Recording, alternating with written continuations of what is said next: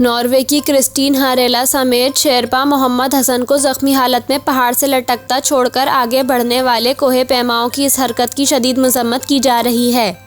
नाकदेन का कहना है कि मोहम्मद हसन की जगह अगर कोई मगरबी कोहे पैमा होता तो इसे कभी इस तरह मरने के लिए नहीं छोड़ा जाता। मोहम्मद हसन के साथ दूसरे दर्जे के इंसान की तरह सलूक किया गया, किसी ने इसकी जिम्मेदारी नहीं ली।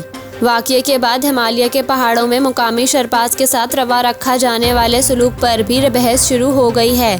37 साला कोहे पैमा क्रिस्टीन हारेला ने अपने दिफा में कहा है कि इनकी टीम ने मोहम्मद हसन को बचाने की कोशिश की, लेकिन मौसमी हालात की वजह से रेस्क्यू मुमकिन ना हो सका।